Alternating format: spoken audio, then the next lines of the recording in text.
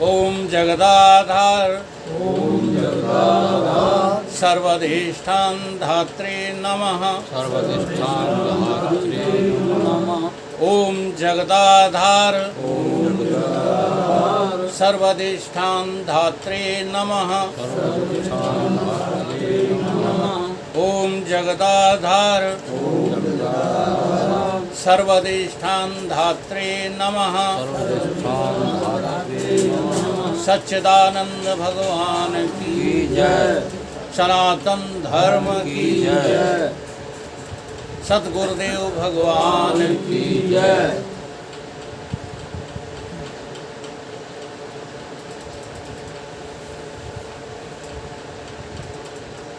हम सभी लोगों को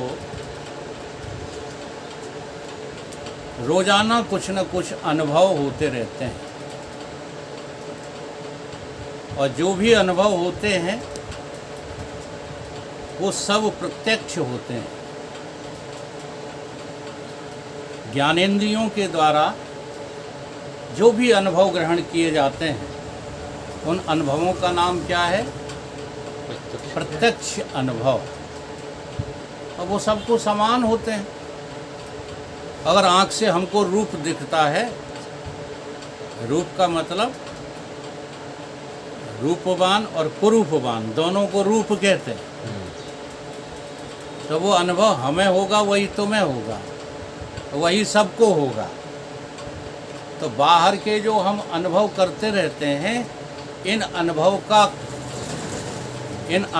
का अनुभवी, जरा ध्यान दो, ये तो है अनुभव। देखना, सुनना, सूंघना, चखना, छूना, ये सब क्या है? अनुभव। और इन सब अनुभवों का कोई है अनुभवी? कोई अनुभवी है कि नहीं? तो वो अनुभवी हमने कभी अपनी मैं करके जाना कि नहीं जाना? अनुभव तो सभी जानते हैं। जितने अनुभव संसार में हो रहे हैं सबको हो रहे हैं। और देखो, अनुभव की दो दशाएं हैं। एक अनुभव वो है जो तुम देखते हो, तुम्हारे साथी भी देखते हैं। जैसे तुमने अपने शरीर का परिवर्तन अनुभव किया, नहीं किया? पहले बालक थे, फिर युवा हुए, फिर वृद्धता की ओर जा रहे हो, फिर मर जाओगे। जन्म का भी अनुभव है तुमको और मृत्यु का भी अनुभव है। हमको ही कि सबको? सबके घर में कोई ना कोई जन्मा है उसके सामने, और सबके घरों में कोई ना कोई मरा है उसके सामने। इसलिए सबको अनुभव हैं, परिवर्तन के अनुभव हैं। ये बहिर्परिवर्तन है। ये जो बहिर्परिवर्तन होता है, ये जैसा हमको होता है वैसा ही हमारे विषय में दूसरों को भी होता है। मैं क्या कह रहा हूँ समझो। मैं बालक था तो मैंने अपना बालकपन देखा तो देखा, ठीक है, लेकिन हमारे पिताजी ने भी हमारा बालकपन देखा, हमारे मित्रों ने भी हमारा बालकपन देखा, नहीं देखा? ऐसे ही हमारा युवापन औरों ने भी देखा, हमने भी देखा, ठीक है। हमारा जन्म जन्मते समय तो हमने नहीं देखा, लेकिन औरों ने देखा। ये बड़े अनुभव की बातें हैं। वो हमारी मृत्यु भी हम नहीं देख पाएंगे और ही देखेंगे। ठीक, इससे क्या सिद्ध हुआ कि एक अनुभव तो वो है जो हमें हो रहा है और हमारे ही विषय में बाहर के प्रत्येक व्यक्ति को हो रहा है। और एक दूसरा अनुभव है, वो अंदर का अनुभव है। वो हमें तो होता है, लेकिन हमारी जो है धर्म पत्नी तक को नहीं होता, हमारे भाई को भी नहीं होता, हमारे पड़ोसी को नहीं होता। ऐसा है कि नहीं?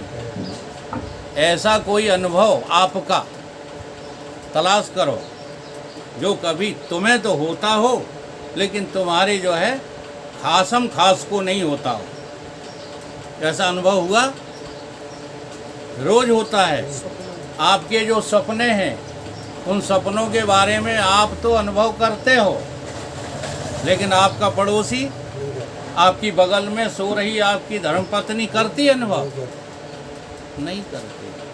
क्या अर्थ निकला कि भीतर के जो अनुभव हैं वो केवल तुम्ही को होंगे और बाहर के अनुभव तुमको भी होंगे, औरों को भी होंगे। ठीक है? तो जो औरों को भी होते हैं और तुमको भी होते हैं, वो सारे के सारे अनुभव पहले रद्द करो। कौन से रद्द करो? रिजेक्ट करो। वो अनुभव हाँ सत्य नहीं है, अनुभवी सत्य है। अब उस अनुभवी के लिए तुम अंतर्मुख हो जाओ। स्वप्न में तो प्रकृति तुमको कर देती है अंतर्मुख। अब क्या करो? अब जो जागृत में ध्यान करो। उसी का नाम क्या है? ध्यान लगाना।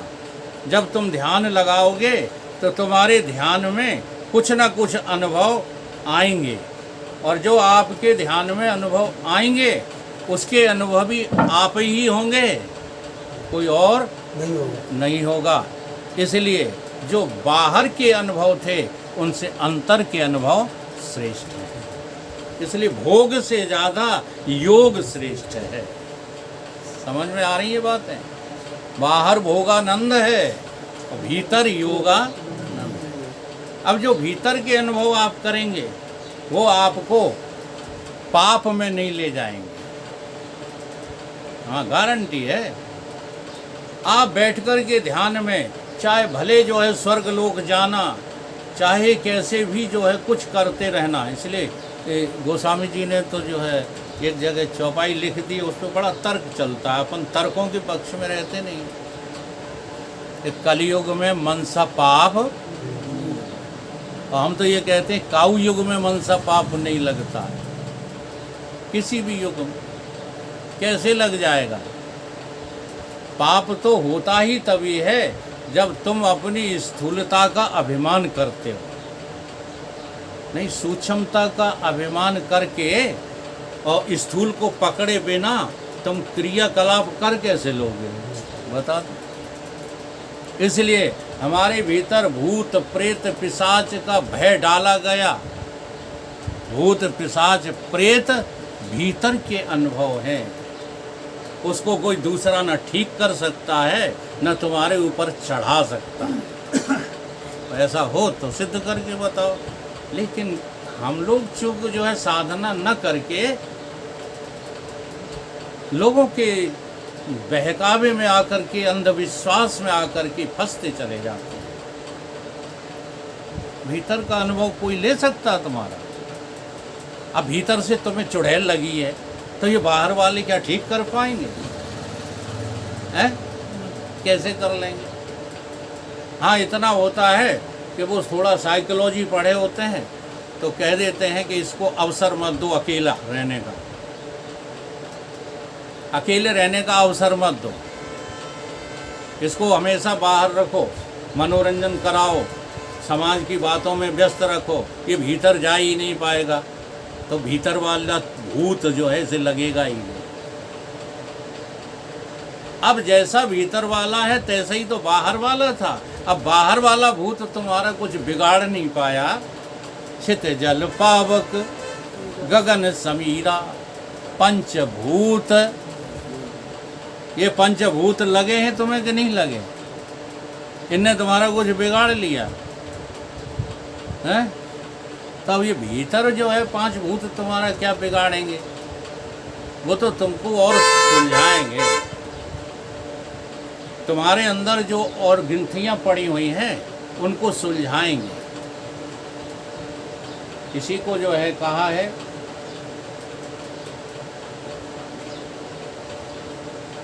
कैन उपनिषद में, इसी को सूत्र के द्वारा कहा है, प्रतिबोध विदितम, प्रतिबोध विदितम मतम अमृतम ही विन्दते।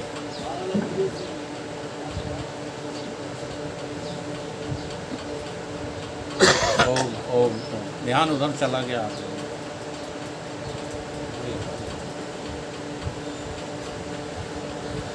अब जरा देखो प्रतिबोध किसको कहते हैं। अगर प्रतिबोध को समझना है आपको तो प्रतिबिंब को समझो, प्रतिध्वनि को समझो, ठीक है ना। कुएं में आवाज देते हो तब दूसरी आवाज आती है, उसे क्या कहते हो? प्रतिध्वनि, है ना। शीशा सामने रखते हो तो सामने क्या दिखाई देता है? ठीक ऐसे ही ये सामने जो तुम्हें बोध हो रहा है, सामने सब बोध ही तो हो रहा है। हाँ, आँख के द्वारा देखना जानते हो, कान के द्वारा सुनना जानते हो, नाक के द्वारा सूंघना जानते हो, हाथों के द्वारा करना जानते हो, पैरों के द्वारा चलना जानते हो। ये सब बोध का प्रतिबोध कौन है? अनुभवी। सारे अनुभवों का हाँ ग्रहण करने वाले को क्या कहते हैं? अनुभवी। तो प्रतिबोध, प्रतिबोध प्रत्येक ज्ञान का ज्ञाता तुम ही हो, कोई और है? आंख से दिख रहा है, इसे कौन जानता है? हम ही जानते हैं। तो आई जो है ये शब्द की परिभाषा समझ में, प्रतिबोध विदितम मतम अमृतम ही विंदते। अर्थात जो हमको बाहर बोध दिखाई दे रहा है, वास्तव में यही बोध किससे निकला है? किससे निकला है? ये जो बाहर का ज्ञान है, जिसको हम ज्ञान समझ बैठे हैं, ये किससे निकला है? हम ही से निकला है कि नहीं? इसलिए इसका नाम क्या है? प्रतिबोध विदितम। यही अमृत है। अमृत माने आत्मा। आत्मा तुम्हारी अमृत है, और आत्मा के अलावा जो भी तुम हो विष हो, विष। विष अमृत का भेद न जाना, कर लई सानी मानी, होए लई जिंदगानी। समझो, जो दिखता है वो सब विष है, जो देखता है वो अमृत है, जो जानने में आता है वो सब विष है। इसलिए एक ज्ञान वो है जो जानने में आ रहा है, उसे ज्ञान ही तो कहते हो। प्रत्येक बोध का प्रतिबोध, प्रत्येक ज्ञान का ज्ञानी कौन है? आप ही तो हो, आपके अलावा और कोई नहीं। कि वो क्या है? कि वो अमृत है। अब उस अमृत को हम प्राप्त कर रहे हैं, इसलिए बाहर भी हमें जानकारी मिल रही है। अगर भीतर जो है अखंड ज्ञान न होता तो ये खंड खंड ज्ञान आता कहाँ से? आई समझ में कि नहीं आई?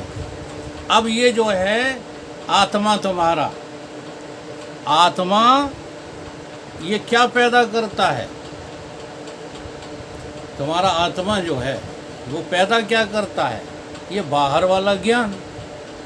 ये किसकी पैदाइश है? बुद्धिजन्य ज्ञान, मनोजन्य ज्ञान, इंद्रियजन्य ज्ञान। ये किसकी पैदाइश है? तुम्हारी। तुम्हारे अलावा और ये ज्ञान कैसे पैदा हो जाएगा? इसलिए ज्ञान की शक्ति है, उससे सब ये बाहर का ज्ञान हो रहा है। आत्मनः वीर्यम विंदते। आत्मा से ये कौन सी शक्ति प्राप्त होती है? और जिस शक्ति से हम जान रहे हैं, बस वही शक्ति जब अंतर्मुखी होगी, विद्या बन जाएगी। विद्या अमृतम विंदते। फिर उस विद्या से जो प्राप्त होगा वो क्या होगा? अमृत तत्व, आत्मा ही प्राप्त होगा, और कुछ प्राप्त नहीं होगा। इसलिए ज्ञान से श्रेष्ठ किसी और दूसरी वस्तु को समझना महान अज्ञानता है। ये ज्ञान ही तो प्रतिबोध बन गया है। ये ज्ञान जहाँ से आता है वही सब कुछ है, उसी को तुम आत्मा कहो, उसी को शिव कहो, उसी को ब्रह्म कहो, उसी को कूटस्थ साक्षी कहो। जहाँ से ये आता है। अब इसको बड़े तरीके से जो है समझना है। देखो, एक आता है उस तरफ का और एक इधर से पीछे को जाता है। ठीक है, तो पहले हम समझाते हैं बाहर वाले को।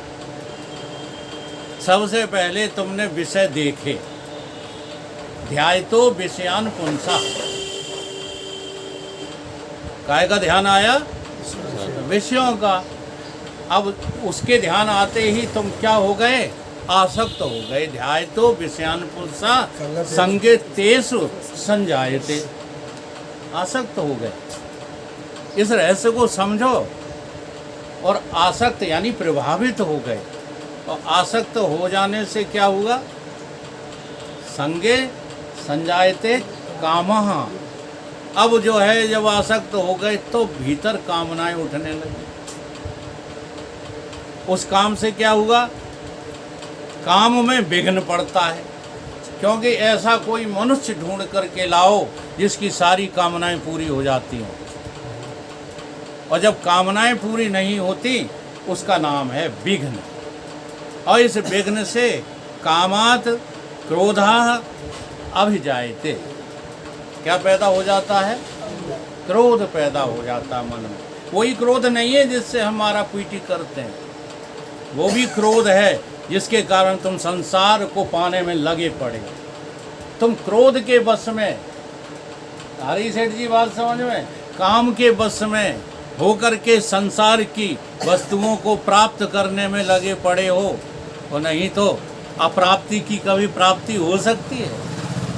संसार अप्राप्त है कि प्राप्त? कमाल है। और तुम लगे हो प्राप्त करने में। क्या क्या टाइटल दें फिर अपन लोगों को? जो चीज़ कभी मिल नहीं सकती और उसको प्राप्त करने में तुम दिन रात लगे पड़े हो, तो कौन हो? अब सभ्यता में चाहे कुछ कह दो, नहीं सीधा तो शब्द है मूर्ख हो। मूर्ख, मूर्ख हृदय न चेत, चाहे फिर गुरु मिले बिरंच सम, फूल है फल है न बेत। ये वाली जो है गांठ है, और कोई गांठ वांठ नहीं है। फूल है फल है न बेत, यदप सुधा जर बरस है जलद। मूर्ख हृदय न चेत, चाहे फिर गुरु मिले परमानंद सम। हाँ, सबके गुरु स्वामी जी हैं। काय लगे पड़े हो? हमारे गुरुदेव नहीं कहते कि तुम लगो इसमें, लेकिन तुमने गुरु की भाषा में भी लगना ही सीखा। क्योंकि कृष्ण की भाषा में तुमने लगना सीख लिया, तो गुरु की भाषा में तो लगना सीखोगे ही सीखोगे। जी हाँ, उस परमपिता परमात्मा की भाषा को समझना कोई असाधारण काम नहीं है। कहे पहुंच गए ठिकाने पर पहुंचे। हाँ, प्रतिबोध विदितम। हमारा आज जोर किसी श्लोक पर है, प्रतिबोध विदितम। अब देखो, क्रोधा भवति सम्मोहा। जब तुम लग पड़े, क्रोध में लगे हैं सब कमाने में, बड़े शांत दिखते हैं बड़े बड़े सेठ। आप देखो जगदीश देव कितने शांत हैं यार।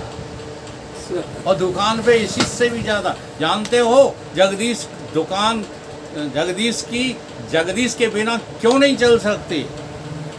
जानते हो? ये पूरे क्रोध से काम करते हैं। हाँ, इसलिए चलती है दुकान। और जिनका क्रोध थोड़ा बहुत भी हल्का इधर उधर बट गया ना, क्रोध भोगों में चला गया, क्रोध घूमने में चला गया, सैर सपाटे में क्रोध चला गया, सब काम क्रोध से ही होता है, अहंकार से ही होता है। बिना अहंकार के दुनिया के कोई काम हो नहीं सकते। क्रोधा भवति सम्मोहा। अब तो मोहित हो गए। और सम्मोहात विस्मृति विभ्रमा। अब तुम्हारी स्मृति क्या हो गई? भ्रमित हो गई। और स्मृति विभ्रमसात बुद्धिनाशा।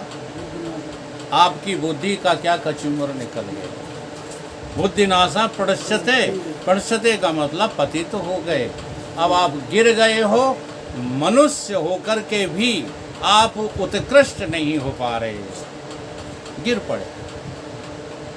अब जो गिर पड़ा है वो किधर को जाएगा, नीचे को जाएगा कि ऊपर को जाएगा। तो 84 लाख योनि मुंह खोले खड़ी। कमाने वालों ध्यान से सुन लो, भोगने वालों ध्यान से सुन लो।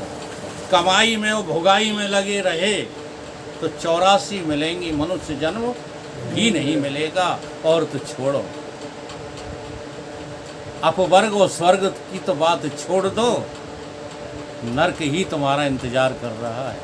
इसलिए सबसे पहले जो है हम क्या करें, ये जो बाहर के अनुभव हैं इन्हें रिजेक्ट करें, अंतर्मुखी अनुभवी बने। और अंतर्मुख अनुभव बनने से फिर तुम्हें ये लगेगा, कि क्या लगेगा उसका एक दृष्टांत देते हैं। वो मैं आत्मा के संबंध में देता हूँ, लेकिन महाराज जी ने कभी कभी विषय के संबंध में दिया है, क्योंकि उन्होंने वहाँ बताया कि तुम्हारी आत्मा से भी तगड़े विषय हो गए हैं, इसलिए वो विषयों के संबंध में वो दृष्टांत देते हैं। हम दे रहे हैं आत्मा के समझने के लिए। अग्नि जलाओ, उसके ऊपर रख दो क्या, बटुका। बटुका माने हाँ पतीला, फिर उसमें भर दो पानी, ठीक है। तो सबसे पहले अग्नि किसको गर्म करेगी, बटुए को।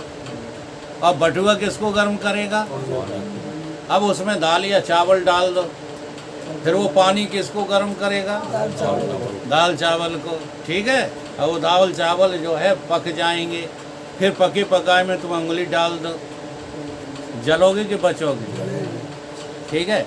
अब किसने जलाया, तो डायरेक्ट आत्मा का संबंध किसी से भी नहीं है। जैसे डायरेक्ट अग्नि जो है किसी को नहीं जलाती, अग्नि ने गर्म किया पतीला, पतीला ने गर्म किया जल, और जल ने गर्म किया सामान, और सामान ने गर्मी तुम्हारे अंदर पहुंचा दी।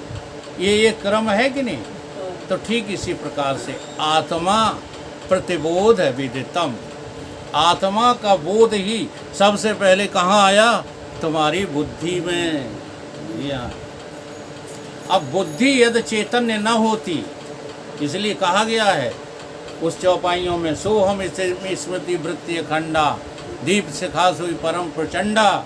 आत्म अनुभव, ये अनुभव बुद्धि को ही होगा। आत्म अनुभव सुख सुप्रकाशा, तब भ्रम मूल भेद भ्रम नासा।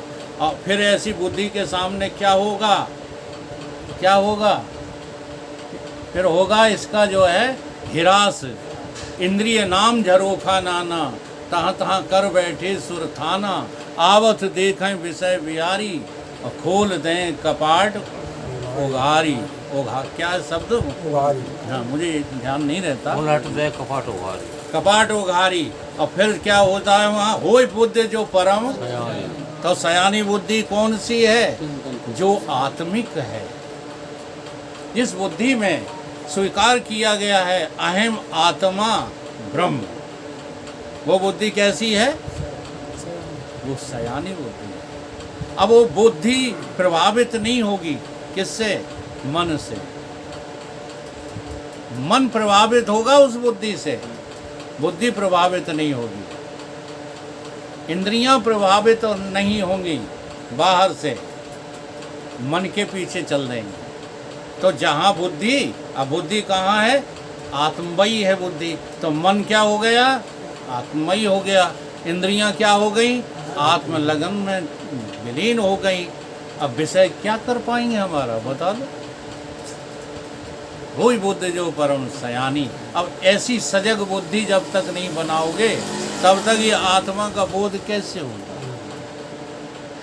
तो क्या परिभाषा निकली कि आत्मा में इतना तेज है, आत्मा में स्फुरणा है, आत्मा का भास है, और उसी भास का प्रवेश होता है किसमें, बुद्धि में। और उसी जगह यदि वो बुद्धि सजग है, आगे न बढ़े, वाह, स्वीकार करे कि यही तो मैं हूँ, उसी का नाम है ईश्वर, उसी का नाम है ब्रह्मज्ञानी। आ रही बात समझ में चलिए?